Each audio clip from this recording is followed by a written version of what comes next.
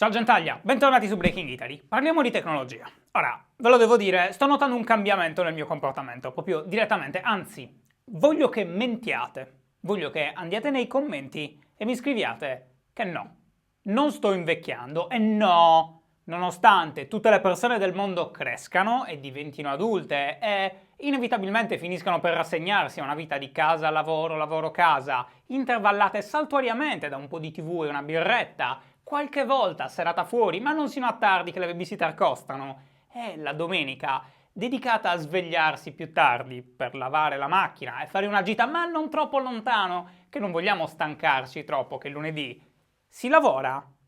No, a me non succederà. Non sto invecchiando, forever young.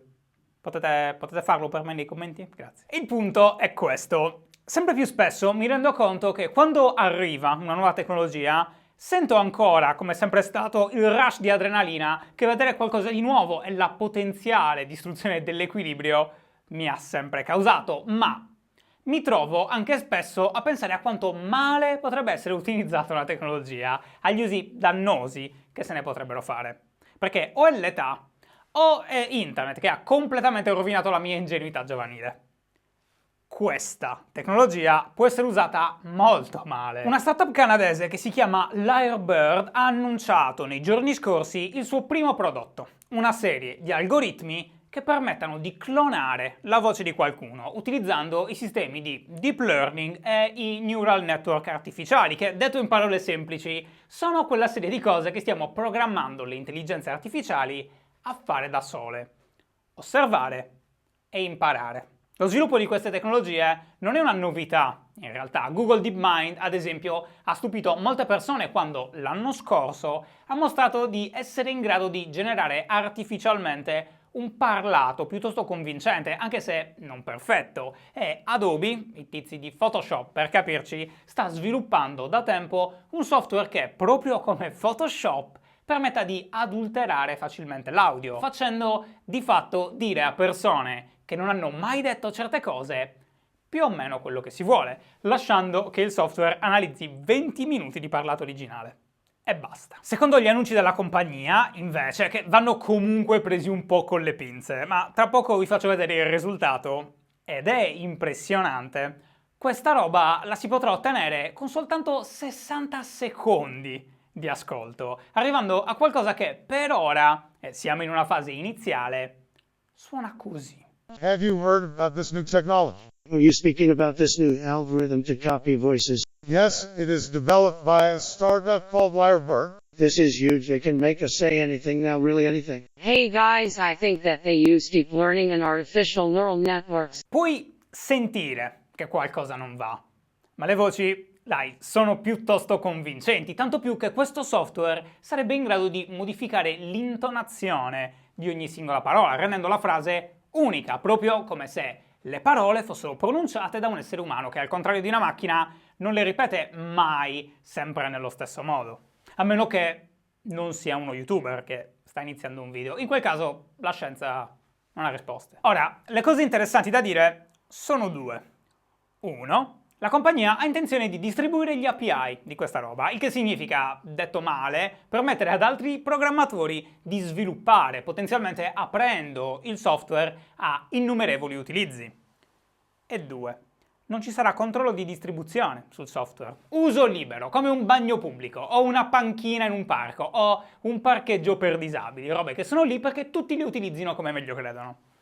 Super interessante. Questa cosa permetterà, ad esempio, un glorioso avanzamento nel campo delle fanfiction su Tumblr, che hanno protagonisti personaggi dei film di Harry Potter e youtuber, che quindi potranno diventare degli audiobook.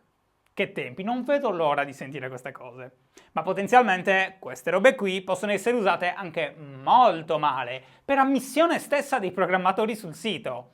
Tra le cose citate, far dire a un politico quello che vuoi, creare delle prove false da usare in un tribunale, e così via. Aggiungeteci l'avanzamento pauroso di tecnologie altre, quelle che permettono di simulare le espressioni sul volto di qualcuno. Le avete mai viste? Ed è chiaro, perché queste paure possono avere un certo tipo di fondamento, un senso.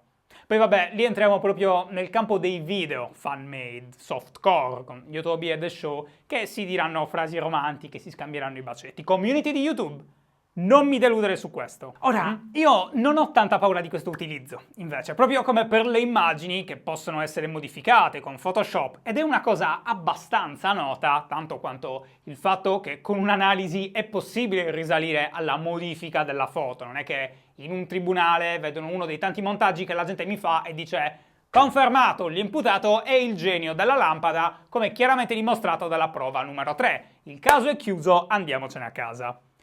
Credo sarà velocemente di dominio pubblico che la gente potrà con i software far dire a chiunque quello che vuole, come con le foto fa un po' quello che gli pare. Quello che mi preoccupa è il contrario, invece, sempre in ottica di fake news. Siamo nel mondo della fantasia e immaginiamo che questo software sia una realtà consolidata già adesso, oggi, una cosa diffusa tra la maggior parte della popolazione, come lo è l'uso di Photoshop e i casi di depressione cronica e le micosi genitali, equamente distribuito nella società. Salta fuori una telefonata vera, realmente avvenuta, che incastra Donald Trump e Vladimir Putin, confermando ogni dubbio. Tra il leader russo e quello americano, quando questo era ancora candidato, era in essere un accordo per sabotare le elezioni. È una cosa gravissima, sarebbe una cosa gravissima, uno scandalone del quale si parlerebbe per gli anni a venire. A meno che, in un mondo dove le persone credono solo a quello che vogliono credere, Putin e Trump non dicano è tutto finto. Le voci nella registrazione, sintetiche, le hanno create i nostri oppositori politici con quel software. Non ci sono prove. E anche se le prove ci fossero, anche se professoroni della console analizzassero l'audio e dicessero yep, tutto vero, 100%, quanto facile sarebbe affermare che siano corrotti loro, i giornalisti e i politici che attiverebbero immediatamente le procedure di impeachment e così via? È così assurda questa idea, tenendo comunque conto che per vedere le ship tra i vari personaggi di YouTube prendere vita è un rischio che direi possiamo correre, ovviamente. Neanche a dirlo. E visto che parliamo di tecnologia, continuiamo sulla strada dello Chai pronto a ritirarsi in un isolato casolare di campagna. Echo, l'assistente di Amazon. O Alexa, alcuni chiamano l'assistente non con il nome dell'oggetto, Echo appunto, ma con il nome al quale corrisponde l'intelligenza artificiale. È tutto molto complicato. È come quando parlo con i giornalisti sopra i 30 anni e faccio una fatica bestia a spiegargli cosa io faccio. No, Shooter Hates You è il mio nome. Breaking Italy è lo show, ospitato su un canale che si chiama Breaking Italy. Esatto, non sono io Breaking Italy, io sono Alessandro. Shooter Hates You. No, Shy è un acronimo. Basta, intervista cancellata, fatela registrare un software, ecco, animate questa mia foto, così, bla bla bla, canederli bla. Amazon ha presentato il nuovo Echo, Look, il quale trailer vede protagoniste soltanto donne. Butto questa considerazione qui, fatene un po' quello che volete. Look è una versione differente di Echo, che ha anche una sorta di webcam incorporata per fare le foto degli outfit e i video fashion e che mai e poi mai verrà utilizzata per registrare porno in stanze scarsamente illuminate. È un software che dovrebbe essere in grado di dare consigli di moda. Ti fai una foto con l'outfit, poi con un altro outfit, poi invece di prendere decisioni chiedi a un programma di farlo, che baserà queste scelte su trend di moda del momento e abbinamenti cromatici e altre robe misteriose, immagino. Sul cloud, perché la tua foto in assoluta sicurezza, cari attrici americani, quegli scatti mai e poi mai sono finiti sotto gli occhi di ogni essere umano che abbia mai acceso un computer negli ultimi 2 anni, vanno sul cloud, cioè un computer remoto da qualche parte, vengono analizzate dagli algoritmi fashion e poi restituite. $199. Ah, che tempi nei quali vivere, eh? Nati troppo tardi per esplorare il mondo, ma troppo presto per esplorare l'universo. Ma nel momento perfetto per leggere titoli di questo tipo. Zara, la gonna di jeans ritirata da tutti i negozi e dallo store online.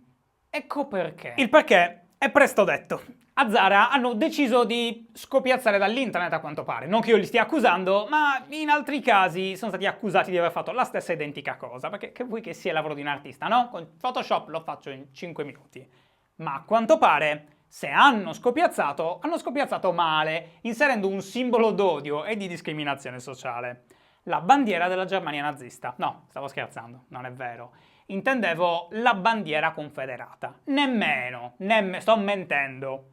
Hanno fatto degli shorts, tenetevi forte, con Pepe the Frog e la gente si è incazzata e li hanno dovuti ritirare. Bello, non vedo l'ora di essere vecchio, seduto in una poltrona con la coscienza trasferita dentro un'intelligenza artificiale, non lo so come funzionerà quando sarò anziano io, tra 4 o 5 anni, e spiegare ai miei nipoti delle battaglie che la mia generazione ha combattuto per abbattere simboli d'odio razziale come la Feels Good Frog. Sarà epico. Parlando di video, ce n'è uno fantastico di Guy Verhofstadt, l'europarlamentare liberale e ipereuropeista, diventato molto noto in Italia per la questione dei grillini, che cercano di entrare nel suo Eurogruppo e poi, respinti anche a causa delle molte proteste, tornano indietro e dicono di aver spaventato l'establishment. Ora, a me Verhofstadt, nonostante la figura di merda opportunistissima che ha fatto e le sue visioni politiche, che in questo momento non sono importanti, non sto parlando di quello, sta umanamente simpatico, mi è simpatico, e la ragione è che è molto diretto nell'esprimere le sue idee, senza però mai cadere nel populismo spicciolo o nell'insulto. Credo sia una dote che molti politici, in un periodo nel quale in politica si fanno gli applausi ai rutti, hanno perso. L'altro protagonista della storia è invece Viktor Orbán. Orbán è il primo ministro dell'Ungheria, che è un paese dell'Unione, ed è spesso accusato di far peggiorare la situazione democratica ungherese e di aver eccessivamente aumentato i propri poteri, diminuendo al contempo la possibilità per le opposizioni di contrastarlo e la libertà dei mezzi di comunicazione. Storie delle quali non si sente mai parlare ultimamente. Una delle cose che ha fatto è stata voler approvare una legge molto criticata e molto controversa, ufficialmente mirata al sanzionare le università private per irregolarità, ma che molti dicono sia stata fatta per colpirne soltanto una, la Central European University, attiva a Budapest con 1400 studenti iscritti e finanziata da George Soros, il miliardario e filantropo al centro di praticamente ogni complotto da qualche anno a questa parte. L'università, che è l'unica colpita da queste nuove regole, che è un po' strano, rischia di chiudere adesso e molti sottolineano come questa cosa paia non essere un caso. Tra i due non corre buon sangue e Orbán è stato critico nei confronti delle organizzazioni per i diritti umani finanziate da Soros, attive in Ungheria, che a loro volta si oppongono alle linee intransigenti del governo in merito all'immigrazione, principalmente. Ok, ora avete il contesto e il video è interessante. Ve lo linko in descrizione. È molto bello il modo nel quale Verhofstadt ricorda a Orbán il suo passato politico, decisamente più democratico di adesso a quanto pare, e dei suoi rapporti con Soros, decisamente migliori ai tempi di come non siano adesso. Il tutto a 3 metri da lui, guardandolo in faccia, ma di nuovo senza mai scendere nel gentismo. L'ho trovato interessante, mi ha anche un po' fatto ridere, e pare che io non sia l'unico ad averlo apprezzato, quindi lo condivido con voi. In ultimo, volevo chiudere con una sorta di non notizia, sta diventando un appuntamento fisso del giovedì. Nel senso, la notizia c'è e ha fatto scalpore ieri. Davide Vannoni, ex docente di psicologia, poi diventato guru della medicina alternativa fake, vi ricorderete il dibattutissimo metodo Stamina, risultato poi essere un modo super creativo di spillare i soldi alla gente disperata, è stata arrestata a Torino con l'accusa di aver rimesso su tutto il carretto all'estero o di essere in procinto di farlo, non è chiaro. Ora, tutto è bene quel che finisce bene innanzitutto, ma credo sia importante non dimenticare la questione del metodo Stamina. In passato abbiamo già affrontato il problema della divulgazione scientifica in Italia e di come questa abbia innumerevoli problemi, perché spesso è contrapposta da un racconto emozionale delle cose che si fa proprio a livello giornalistico. Da una parte hai la community scientifica, spesso fredda, distaccata, i professoroni e i divulgatori, considerati parte di quella barricata ovviamente, ma dall'altra hai una sorta di racconto che si fa dello scienziato solo, mosso dal buon cuore, radiato dagli altezzosi ricercatori, che trova però un miracoloso metodo che nessuno gli caga perché è tutto il solito magna magna e non ci guadagna Big Pharma. È sempre così la storia. Ed è una bella storia da vendere perché alla gente piacciono queste cose, ma rischi di fare dei danni enormi. come in questo caso. Ora, a tutti capita di sbagliare e non voglio fare la lista dei buoni e dei cattivi. Quella contro Stamina è una battaglia che è stata vinta e l'epilogo è ottimo. Ma il post nel 2014, sono andato a ricercarmelo perché me lo ricordavo, aveva scritto un articolo elencando tutte le persone, personalità e personaggetti che avevano fatto una pressione politica immensa sulla questione, portando addirittura il governo, nella persona dell'ex ministro della salute Balduzzi, e la politica tutta, dal PD al defunto PDL, alla Lega, passando per il Movimento e Beppe Grillo stesso, a premere sull'acceleratore in merito alla questione, o comunque essere molto critici quando arrivano gli stop alle sperimentazioni, che non erano supportate da dati scientifici. Tra gli altri personaggi che fecero un macello, mentre già era chiaro che non ci fossero fondamenti scientifici e il mondo accademico faceva un casino online, eccone alcuni: Adriano Celentano, Gina Lollobrigida, Rosario Fiorello, Claudio Amendola, Red Ronny, Fiorella Mannoia e una marea di trasmissioni televisive, compreso Giulio Golia alle Iene. Vi ricordate che servizio dopo servizio dopo servizio se la prese con il ministro della salute Lorenzin, che invece aveva bloccato tutto e si era detto dalla parte della comunità scientifica, giustamente. Di nuovo, non è per dire chi siano i buoni e chi siano i cattivi, ma per renderci conto dei danni che la partenza di questi trenini della solidarietà, molto comuni nel nostro paese, nel mondo dello spettacolo e dello sport, anche di YouTube, perché è capitato e me lo ricordo, possono potenzialmente fare. Stamina ne è proprio l'esempio lampante. Comunque, tutto è bene quel che finisce bene. E questo era tutto per oggi, grazie per aver guardato. Domani ci vediamo puntuali alle 19, come al solito, è venerdì e abbiamo un bel po' di argomenti da riprendere assieme. Dopo di quello ci vediamo martedì, lunedì non ci sono, è festa, e comunque non potete guardare me, dovete guardare il concertone del 1° maggio, che in queste ore stanno togliendo dal sonno criogenico tutti quei gruppi che dal 2 maggio in poi non si caga più nessuno, per altri 364 giorni. Scherzo, ovviamente, però lo sapete di chi parlo, fate i bravi, e ci vediamo domani sera, sì, alle 19.